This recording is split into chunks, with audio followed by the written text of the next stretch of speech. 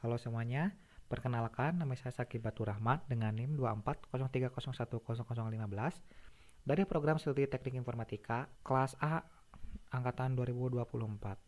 Pada kesempatan kali ini, saya akan bedah tuntas tiga konsep fundamental dalam praktikum algoritma dan struktur data, yaitu linked list, algoritma pencarian binary search, dan algoritma pengurutan selection search. Ini juga merupakan bagian dari tugas ujian akhir semester 2 saya. Mari kita mulai. Video ini akan menjadi tiga bagian utama. Pertama, kita akan membahas struktur data linked list dengan studi kasus mengelola data mahasiswa menggunakan beberapa fitur. Kita akan melihat bagaimana linked list bekerja, cara menambah dan menghapus data, serta demonstrasi programnya. Kedua, kita akan menyelami algoritma pencarian binary search. Kita akan pahami prinsip kerjanya dan melihat contoh implementasinya. Terakhir, kita akan mendalami algoritma pengurutan selection search, memahami langkah-langkahnya secara detail. Baik, mari kita mulai dengan linked list. Apa itu linked list? Bayangkan Anda memiliki daftar barang, tapi tidak seperti array yang barangnya berderet di rak yang sudah ditentukan nomornya. Di linked list, setiap barang itu seperti sebuah kartu yang berisi informasi barang dan petunjuk ke kartu berikutnya. Jadi, mereka tidak harus berdekatan di memori komputer. Secara formal, linked list adalah struktur data linear di mana elemen-elemennya tidak disimpan di lokasi memori yang berdekatan.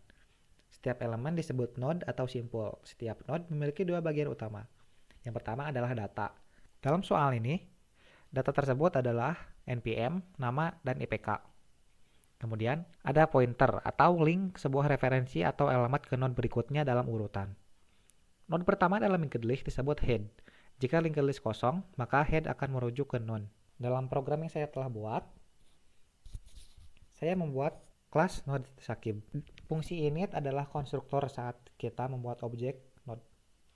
Saat kita membuat node Sakib baru, kita memberikan tiga parameter, npm, nama, dan IPK untuk data mahasiswanya. Kemudian ada self.next yang awalnya saya set non. Self.next ini adalah yang akan menjadi petunjuk atau pointer ke node mahasiswa selanjutnya. Awalnya non karena saat node baru dibuat, dia belum terhubung ke node lainnya.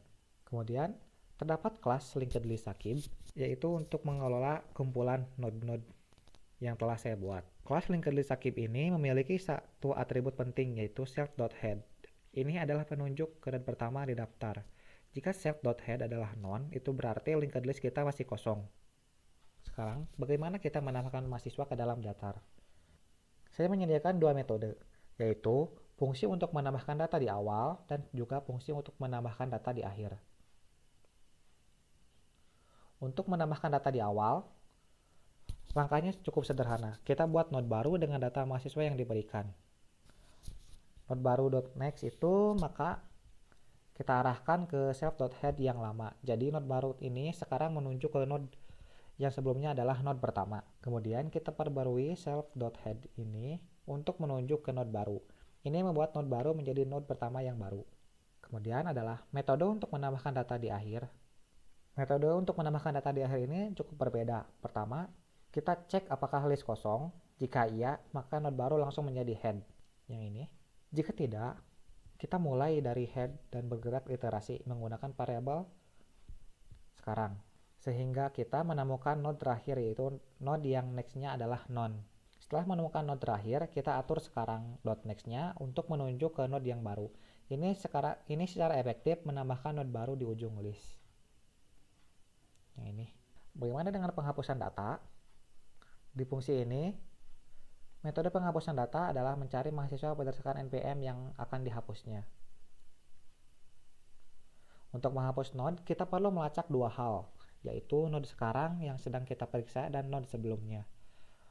Pertama, kita cek apakah list kosong. Jika list kosong atau jika node yang akan dihapus adalah head, jika head yang dihapus, kita cukup memindahkan self.head-nya ke node berikutnya. Jika tidak, kita iterasi sekarang dan sebelumnya sampai kita menemukan node dengan npm yang sesuai. Jika node ditemukan, kita putuskan tautannya dengan mengatur sebelumnya .next ini untuk menunjuk langsung ke sekarang .next. Ini secara efektif melangkahi node sekarang yang akan dihapus dari daftar. Jika node tidak ditemukan setelah iterasi, kita berikan pesan kesalahan. Untuk mencari mahasiswa, saya mempunyai fungsi untuk mencarinya. Di fungsi ini sangat mudah. Kita hanya perlu mengulang dari head ke setiap node sampai kita menemukan NPM yang cocok untuk mencapai akhir list. Dan untuk menampilkan semua mahasiswa, ada fungsi untuk menampilkannya. Dan untuk menampilkan mahasiswa juga, ini adalah metode yang sederhana, cukup iterasi dari head dan cetak data setiap node sampai kita mencapai akhir list. Sekarang mari kita lihat demonstrasi program linked list ini. Saya akan mencoba memasukkan data di awal.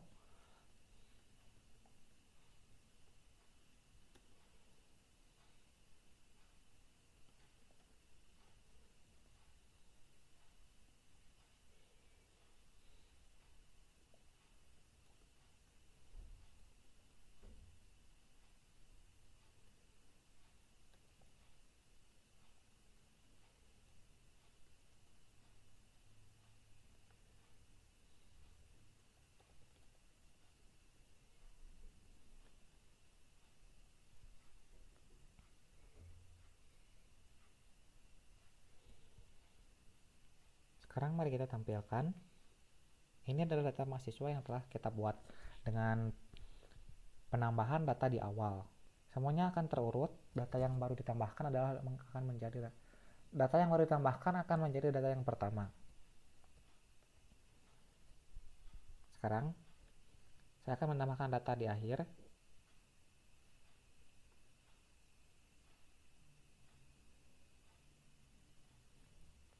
Sekarang saya akan mencoba menghapus data dulu.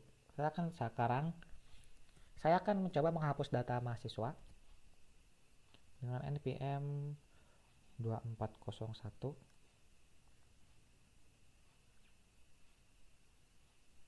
Kita tampilkan kembali.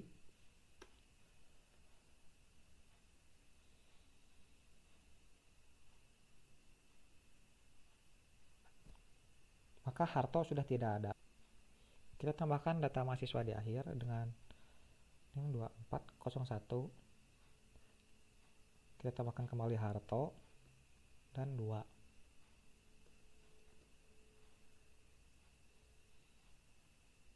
Kita tampilkan kembali.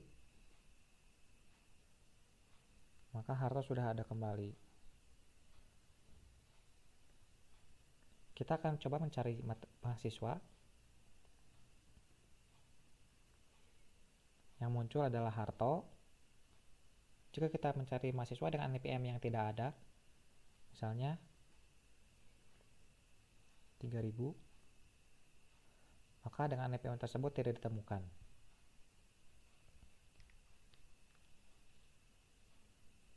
Nah, itu dia demonstrasi linked list.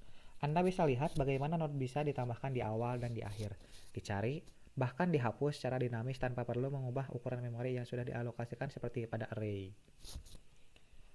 Beralih ke bagian kedua,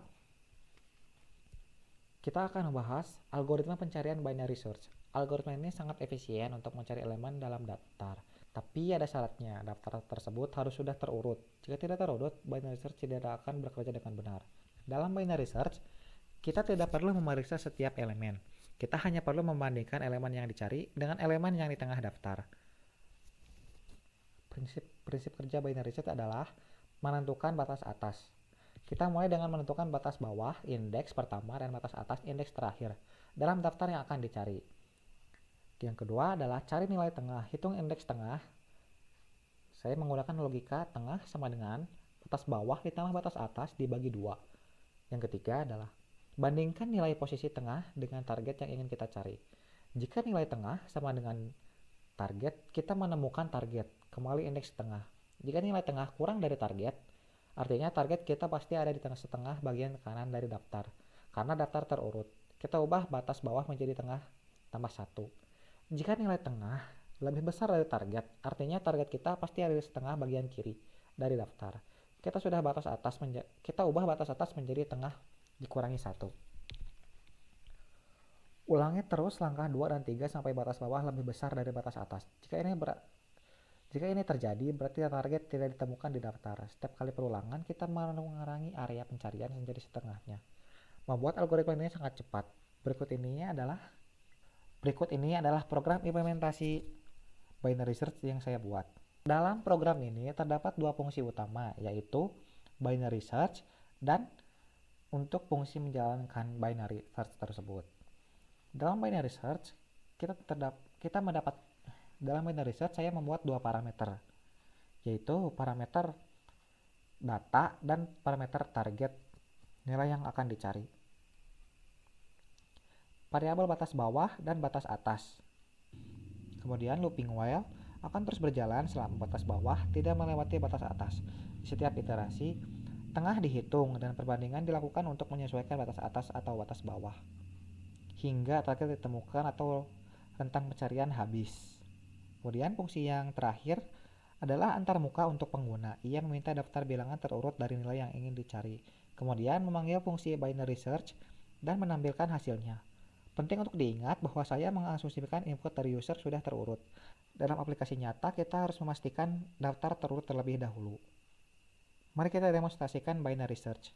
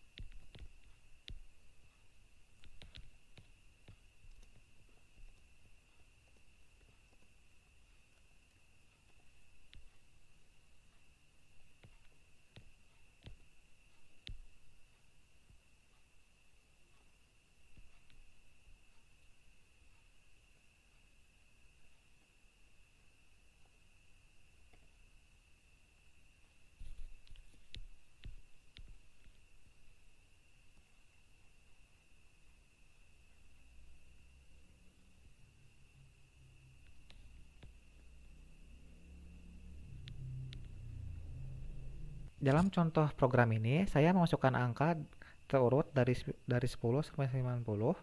Kemudian saya ingin mencari angka 50. Maka elemen 50 ditemukan pada indeks keempat. Cara sederhananya adalah batas atasnya adalah 0, kemudian batas atasnya adalah 8 sesuai dengan indeks yang saya buat. Karena dalam array itu angka indeks pertama itu adalah 0. Maka batas bawahnya adalah 0, batas atasnya adalah 8. Kemudian kita gunakan rumus tengah sama dengan 0 ditambah 8 dibagi 2. Maka hasilnya adalah 4. Nilai di indeks 4 adalah 50. Pada contoh yang kedua, saya memasukkan input bilangan yang sama dengan mencari nilai yang akan dicarinya adalah 25. Angka 25 tidak ditemukan dalam data. Mengapa? Karena iterasi pertama, batas bawahnya adalah 0, batas atasnya adalah 8, tengahnya adalah 4. Nilai tengahnya adalah 50. 25 kurang dari 50. Jadi, batas atas menjadi tengah dikurangi 1 sama dengan 3. Nah, seperti yang Anda lihat, binary search sangat cepat karena setiap langkah kita menghilangkan setengah dari data yang tersisa. Ini membuatnya sangat efisien untuk dataset yang besar. Kemudian yang terakhir adalah algoritma sorting. Kita menggunakan selection sort. Algoritma ini termasuk dalam kategori algoritma pengurutan perbandingan yang sederhana. Jadi utamanya adalah berulang kali mencari elemen minimum dari bagian yang sebelum terurut dan menukarnya, atau swap, dengan elemen yang pertama dari bagian yang belum terurut tersebut. Langkah-langkah selection sort yang diimplementasikan seperti berikut. Terdapat dua fungsi utama, yaitu fungsi untuk selection sort dan fungsi untuk menjalankan program selection sort. Dalam fungsi selection sort terdapat dua looping utama, yaitu for i in range akan berjalan jika indeks pertama adalah 0 hingga indeks terakhir. Looping ini berjalan ketika indeks dari pertama 0 hingga indeks terakhir atau n kurang 1. Variabel i menandai batas antara bagian yang sudah terurut kiri dari i dan bagian yang belum terurut dari i ke kanan. Pada setiap iterasi i, kita akan menemukan elemen terkecil dari bagian yang belum terurut dan meletakkannya di posisi i. Asumsikan minimum sebagai variabel min idx sama dengan i. Di awal, kita akan melooping iterasi i dalam loop utama. Kita asumsikan bahwa elemen di posisi i, yaitu array i, adalah yang terkecil di bagian yang belum terurut. Kita simpan indeksnya di min idx. Kemudian looping untuk mencari minimum atau inner loop. For j in range 1 tambah i ditambah 1, looping ini bertugas mencari elemen terkecil yang sebenarnya di sisa array yang belum terurut. Ia mulai dari i tambah 1 karena array i sudah diasumsikan hingga akhir array. Jika array j elemen yang sedang diperiksa lebih kecil dari array min idx, maka kita perbarui min idx sama dengan j. Kondisi penukaran if min idx tidak sama dengan i. Setelah looping dalam selesai, min idx akan menyimpan indeks dari elemen terkecil di seluruh bagian yang belum terurut. Kita hanya melakukan penukaran jika min idx tidak sama dengan i ini. Berarti elemen terkecil yang ditemukan bukan elemen yang sudah ada di posisi i. Jika min idx sama dengan i, berarti elemen di posisi ini memang sudah yang terkecil bagian yang belum terurut, sehingga tidak perlu ditukar. Kemudian, ini adalah proses penukaran yang berada di array min idx dipindahkan ke posisi i, dan elemen yang tadinya di posisi i dipindahkan ke min idx. Dengan ini, elemen terkecil sudah berada di posisi yang benar di bagian array yang sudah terurut. Sekarang mari kita lihat fungsi untuk menjalankan program selection sort ini. Fungsi ini meminta input angka dari pengguna menampilkan array sebelum diurutkan. Memanggil fungsi ini dan kemudian menampilkan array setelah diurutkan. Saya menggunakan datalist.copy agar selection sort bekerja pada salinan, sehingga kita bisa membandingkan array asli dan yang sudah diurutkan. Sekarang, mari kita coba program Python ini. Saya akan menginputkan angka mulai dari 64, 25, 12, 22, dan 11. Array sebelum diurutkan adalah 64, 25, 12, 22, dan 11. Min indeks 0-nya adalah nilai 64. Cara yang terkecil dari 25, 12, 22, dan 11. Angka 11 adalah indeks keempat. Jadi min indeks-nya akan menjadi keempat. Tukar 64 dengan indeks 0 menjadi 11 dengan indeks keempat. Array akan menjadi 11, 25, 12, 22, dan 64.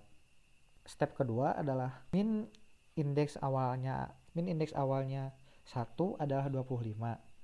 Kemudian kita cari yang terkecil dari 12, 22, dan 64.